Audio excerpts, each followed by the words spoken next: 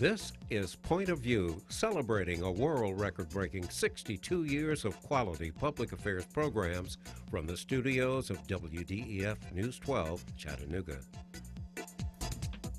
Hello, I'm Maurice Lewis, and welcome to Point of View. Thank you very much for joining us.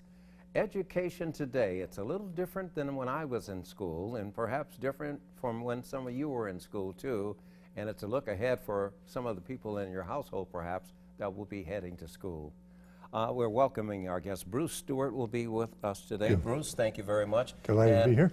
LaFrederick Thurkel, thank you very much. Thank you. We're going to talk about where you came from and why you're here. Well, let's start with you. You had the honor of being the head of school for a little place at the nation's capital where the sons and daughters of people who had some unusual jobs were your students. Tell us a little bit about that experience. I was pleased for many years to be head of Sidwell Friends School in Washington, D.C. Had the children of 3 presidents and a host of senators and congressmen and international ambassadors. It was a remarkable community and a lot of people from the professional community of Greater Washington. Well, you know, when we started the show off, people who have unusual jobs, not all of your students were from rich and famous families. And we had 40% of our students by policy of the school, because it's a Quaker institution, were students who needed significant financial assistance in order to attend. But what we wanted was diversity of viewpoint and experience and background. And you had about 43% students of color. It was a very engaging and vital community, and people really benefited. So was it an international environment there? There were a number of international students because they were children of people from the embassies in Washington and so forth, but also a number of international people come and work with the World Bank and the International Monetary Fund. So we had a variety of people literally from around the world. And in terms of award-winning notoriety, I should say, achievements, Orchard Knob is where you are the principal, and you guys have one heck of a growing reputation for excellence. Tell us a little bit about the process and a little bit about the history. Well, I've been at Orchard Knob Elementary for 5 years now, and of course the state identified Orchard Knob Elementary and 4 other schools as priority schools, schools that were in need of support in increasing academic achievement and other areas, student attendance, parental engagement, and I'm happy to say that in every year we've increased the academic scores at Orchard Knob Elementary, and currently, according to the state's definition of the 3-year success rate, we are above the 5-point mark. We are at 5.4, and we're still heading in the right direction, but we are celebrating every bit of progress, and we know that of course, according to various reports, they might not get a chance to celebrate the progress that's being made on a day-to-day basis, but we do. And we know that all of our teachers work hard, and our students work hard, and our parents are engaged, and we're just, we're trudging in the right direction, and we know we've got more work to do, and I'm honored to be the leader there, and to work with such a fabulous staff, and some wonderful students and families that attend Orchard Knob Elementary. You don't get much sleep, we know that, because of what you do, and I'm assuming it was the same way. No sleep. Now, Bruce, for you at Sidwell, you didn't do this by yourself. Your lovely wife was also basically your partner. She absolutely was. What it required for you to be able to run an institution like that. What was it like in the household? Well, we spent a lot of time entertaining people in the community, because a major responsibility for a head of an independent school is fundraising, so that you can have the number of scholarship students you want to have in the buildings and facilities and technology, quality of faculty. So our responsibility was to raise, I guess during the time I was there, well over $50 million. And my wife played a key role in that, hosting dinners and being a person who outreached to many in the community. Did you get a chance to eat alone with your wife on most occasions? Not that I recall. So, seldom. LaFrederick, Bruce just mentioned raising $50 million. What could you do with that at Orchard Knob? I know you guys want some new air conditioning. At Orchard Knob. No, I was good. Well, with our funds that we received from the state's grant for the school improvement grant, although I would love to spend $50 million, but we've made good use of the smaller amount that we've received, and with that I've been able to equip each classroom with panel boards, or what we call the Promethean boards or smart boards, unlike the chalkboards of old. And so we've also been able to equip each classroom with at least 5 computers. We have a host of other technological devices such as Chromebooks and iPads and other devices that go along with them, student clickers, slate boards. So the school is probably well equipped technologically. It's just getting teachers and students caught up with the available technology and also the abundance of things that they could do with them. And so, you know, we feel good. I wish we had 50 million, but again, I believe that you know, being the school that we are and being a public school is different in a lot of ways than the kind of school that he ran. And I think he did a remarkable job. But when we look at how the necessity to raise $50 million, and it's what do you do with it? What type of unusual things did you do with faculty? We invested a tremendous amount of resources in the continuing education of faculty. It was required that faculty every 3 years at least go back to school and take courses in their field of study. We sent groups abroad together. So for example, the art faculty was for a summer sent to Italy to go to museums and see in the first person the work that they studied and thought about for years but had never experienced. We sent groups of faculty up to Harvard and Yale and Princeton in the summertime to take enrichment courses in chemistry or biology or computer technology at MIT, so that they would be cutting edge as best they could be in the fields of study. And we had a number of faculty who left other professional positions to come into teaching. We didn't care about credentialing for education. I had a number. Really? What? I probably had 15 or 20 people who were graduates of law schools, like Yale and Princeton and Harvard, who taught in history and English departments, and one of whom, Neil Tonkin, was an expert on Shakespeare, although he had spent most of his career in the legal world. That had been his love and his passion. And these people finally decided they wanted to do what they loved most, which was to talk about what they intellectually were interested in. And it was terrific for students, particularly the high school students. It was a great experience. Putting together a fabulous staff is no easy task, and keeping them, because once people realize you have a superstar on your staff, they become a commodity. Somebody else is definitely going to want them. Exactly. And I just think I'm sitting here dreaming about what an opportunity that would be for my staff to have participated in some of the activities like going to MIT or those kinds of things, or bringing in people who live their work to What teach it to other students, those that live their work. And I believe many times we look at the traditional model of selecting people who have gone through an education program at a university, but you know, if I were a student, I would rather have that person who lived the history that they worked in to come and share it with me. And I can only imagine what that did to enrich the education and the quality of education that students receive. Well, let me just bump it up just a notch here. We're talking about teachers. Okay, but now you sit at the head of the class as the principal. Tell us a little bit about your life experience. I know you sing. Oh, well. And everybody, listen, there are some voices in the world that everybody can remember. Your voice, Morgan Freeman. That's very nice. Well, I put you in a very high well, high thank company. you. I just left a radio interview and they said the same thing. So if I go to one more place, I may be looking at. Well, you know what? We're going to have you do some voiceovers to introduce this show, because I've been enjoying it, but I'll yield to you gladly. I'd love to. Well, I am a proud graduate of Chattanooga High School, and I understand that one of your guests that are coming on is a proud leader of that school, and I just love her so much, and I just think that it's always nice to go back, and so I get a chance to go back and help with the CCA Idol. I get a chance to judge that. And so I graduated from Chattanooga High School in '87, and I went on to UTC and earned my bachelor's degree in music education.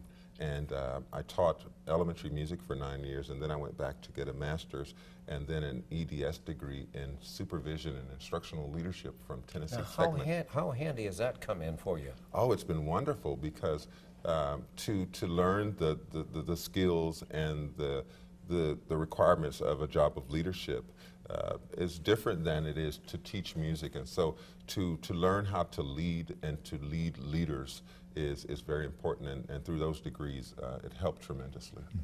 Leading and leading leaders, a lot of the students that you had came from families that were leaders in business, industry, politics, Absolutely. and in the community. What was the blend like, and how did you manage that as head of school? I think people were generally pretty extraordinary. They trusted the school with their children. They understood our policy was for them not to be engaged on a daily basis in the way we approached our work, but they could be called upon as resources, and having obviously the President of the United States, when President Obama's children were there, President Clinton's children were there, Nixon's children, it was extraordinary to have their voices, but also secretaries of state and people involved with the international community, the World Bank, the International Monetary Fund. Now, I'm just looking at you. You are this gentleman, okay, and I'm assuming, I haven't met your wife, but I'm assuming that she's also a gentle lady. The issue of discipline comes up in any organization where you have young people in education. I'm going to ask you to hold the thought for just a moment. The show is called Point of View. We have another really fine institution here. It's a Center for the Arts. And Deborah Smith and a very special guest will be joining us when Point of View continues.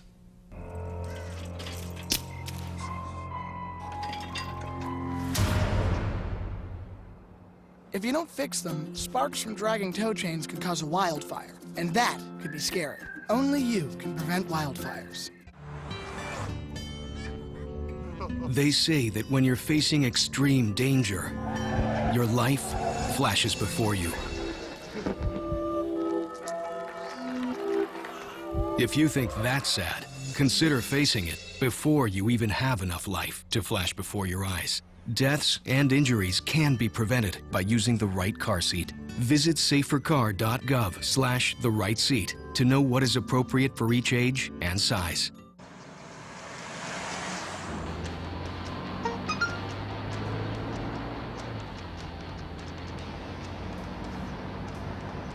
The average text takes your eyes off the road for nearly 5 seconds.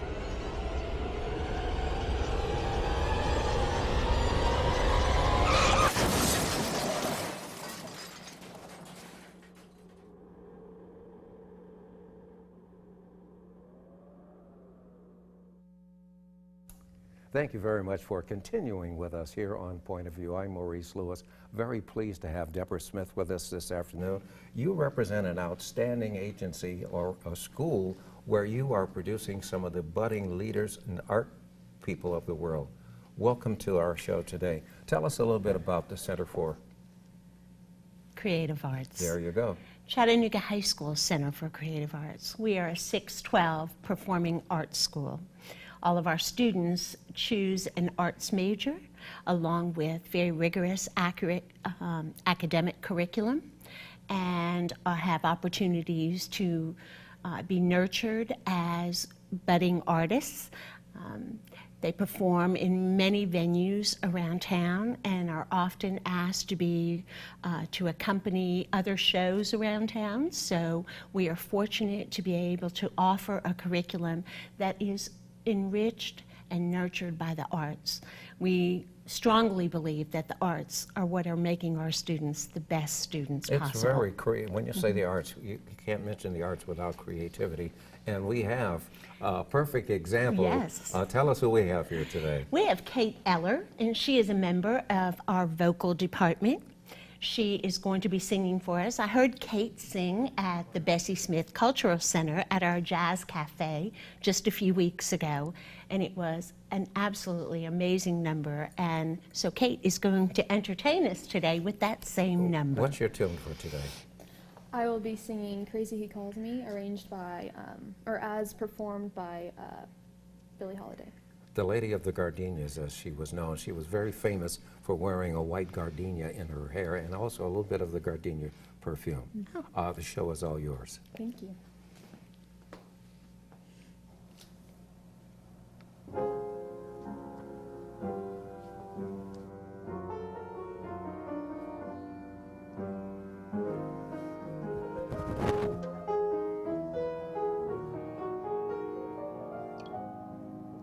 I say I'll move the mountain, hills, and I'll move the mountains.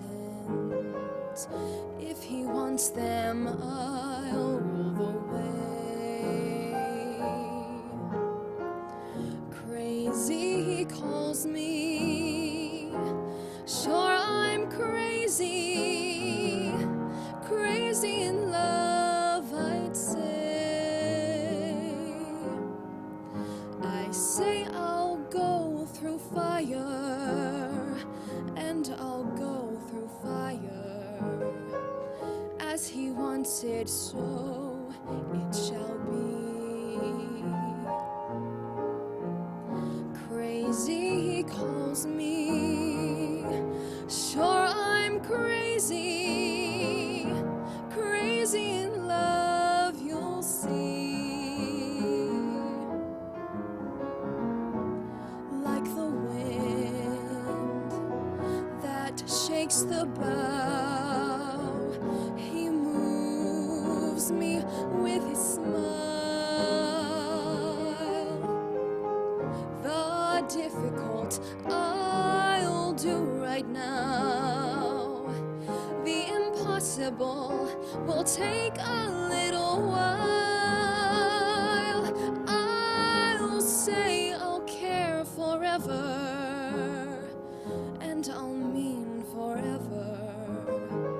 If I have to hold up the sky.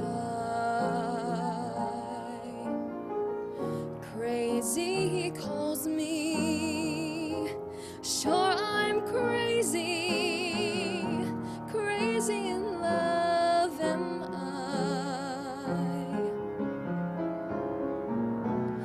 Like the wind that shakes the bough, he moves me with his smile.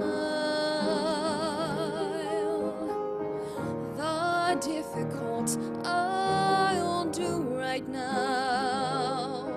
The impossible will take a little while.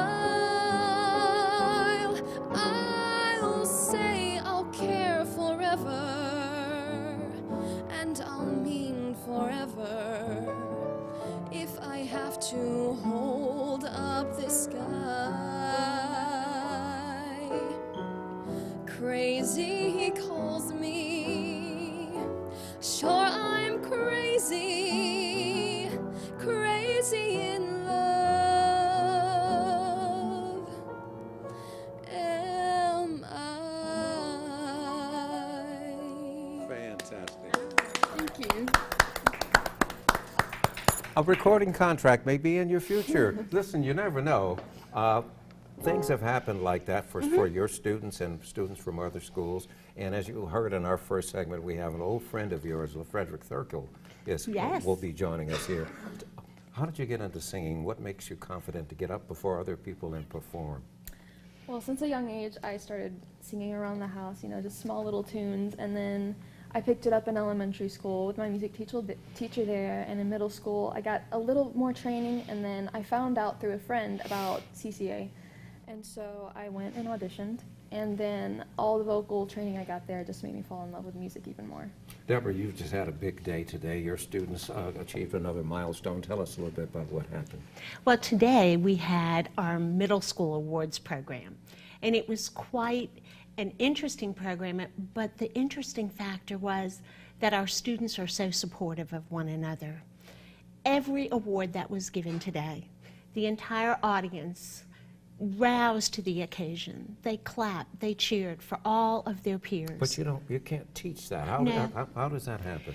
I think that has a lot to do with the fact that they're happy at school, they love being there, and they're glad when other people receive awards, when are recognized for good deeds. I do want to say this about Kate. Kate's been under the training from Nishan Calloway. Nishan is our vocal director. She has taken her students to so many heights. Today she presented an award to middle school students that she knows through the nurturing of them. They will also be like Kate, be able to stand in front of a camera, be able to sing, and feel comfortable in who they are and where their passion lies. Well, the passion that you have and the passion that you're showing for this art, this gift that you have that you are using and not letting it go to waste. I want to thank you very much for being a guest on Point of View, and I wish you nothing but success in your career.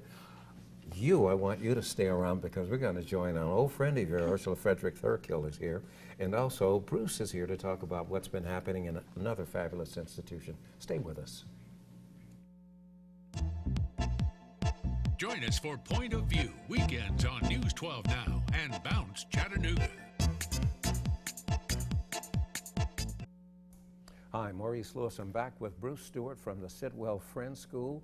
Frederick Thurkill, who is here from Orchard Knob, and we just had a fantastic exposure with you, Deborah, with your lovely student who sang a Billie Holiday song. You guys have a lot in common. And I'll start with you because you know each other well, and your schools do some of the same things. Well, you know, she's like one of my favorite principals in the city, and especially because my daughter attends school there. And I love the work that she has been able to do with my daughter. And I tell her all the time, she's yours, do what you need to. But I especially want to highlight Debbie and her accomplishments at her school because through the arts, you see the evidence of what kids can do. And her kids have done a tremendous job at academic achievement and some other awards. So Debbie, tell them about all the wonderful stuff. Well, I can brag about our school in that I just had the distinct pleasure of attending Magnet Schools of America conference in Miami, where Chattanooga High School Center for Creative Arts was recognized as a magnet school of distinction. We're the only school in the entire state, only magnet school in the entire state to be recognized with this award. But I attribute this award to the wonderful staff, the students, and the families that we have at our school. Our staff works diligently, goes above and beyond, and makes sure that they give them themselves each and every day to support students with their passions as artists and as students. Well, Bruce, you also have some history in terms of being involved with starting something in support of the arts. Tell us Right, I about was that. so interested to see and meet you tonight because the beginning of my career, I helped found the North Carolina School of the Arts in Winston-Salem, North Carolina. It was one of the most extraordinary experiences in my lifetime, and I was so pleased when I got here to Chattanooga to see that you had such an equivalently strong program. We specialize in music, dance, and drama, but it's been just amazing to see a city of this size support such an excellent school. You have another bit of experience that we want to talk about. What was your first job? My very first job was a unique experience, particularly for a first-year teacher. I was in graduate school at Chapel Hill, having had my senior year of practice teaching at Walter Hines Page High School in Greensboro before I went to Chapel Hill. In the second semester I was there, finishing my master's degree, I got a call from the Greensboro City School saying, would you be willing to come and help coordinate the integration of Walter Hines Page High School after the sit-ins there at Woolworths at the counter. And I was inspired to do that, challenged to do that, frightened to do it, but glad to take it on. And it's still probably the year or two of my experience of 50-some years in education that I valued most. It was an extraordinary moment. Go ahead. I was going to say, I'm a graduate of Chattanooga High School, and it was before it became the Center for Creative Arts. But while there, of course, I just sit back now, and I would always love to go back and just become a 12th grader again. But when I was in the 12th grade, I participated in the choir, the show choir, the band, the orchestra, and I was a music major, and so I appreciate the arts, and I get a chance to go back and act with the kids over at CCA, and whenever they do the opera, Amal and the Night Visitors. And so I get a chance to go back, and so for me it's very nostalgic to go back to my old high school and then have an active role of engagement with the kids there. And so it's always fun to go back, and I All get of you invited. have the same responsibilities in that you deal with students, but you also have to deal with parents. In Yes. parental involvement, what's the experience like? Is it greater now, parental environment, Well, we've switched the focus from parental involvement to parental engagement, because parental involvement just may mean coming over to the school, cutting out some handiwork for the teacher or whatever. But we want the parents to be engaged, and so we try to create activities that engage them so that they can come along the side of the children and learn, and also better help them equip with the skills that they need to support student academic learning beyond the school days. When The they're Quaker home. philosophy played a great role in the way you ran the Absolutely. institute where you were. What's that like? Well, it's the Quaker philosophy is to include everybody in the decision-making process, and it values all minds and all perspectives. And so when you administer a friend's school, you're really working on collegiality and cooperativeness, and parents are included in that discourse and dialogue, as are students. And it's quite extraordinary. Once a week we had what's called Meeting for Worship, and you can rise from the silence and speak. And some of the most amazing things I ever learned about education were kids in our elementary school rising up from 3rd and 4th grade to make observations about things they thought would make their schools a better place. And I just prized that experience. And he's touching on something that's very near and dear to my heart. Our parents are key in our success story. I believe that with all my heart. We have a site leadership team, and on this site leadership team, it includes parents, it includes students, it includes faculty, it includes staff, and I'm talking about just support staff as well. And I think that's key because everyone feels like they have a role in our success story. And when you leave out one aspect of your school, they feel like they're not a part.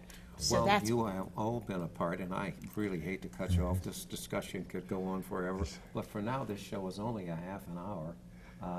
It's called Point of View, and we want to thank each of our guests. Bruce, LeFrederick, Deborah. Tell your friends about us. We're on at 6:30 in the morning on Saturdays. We're on the internet via YouTube. You can go to YouTube, WDEF, and see us worldwide anytime you want to. And we're also on Bounce TV at 9:30 Sunday mornings. I'm Maurice Lewis for the whole crew here. Thank you very much for joining us on Point of View. Closed captioning provided by the following. Funding for this program is brought to you by Barnett & Company, specializing in tax-efficient strategies for the preservation and distribution of family wealth, offering continuous investment management with a focus on long-term strategies. Areas of service include investment, estate, education, and retirement planning. Barnett & Company, the power of compound returns over time. More information can be found on the web at barnettandcompany.com.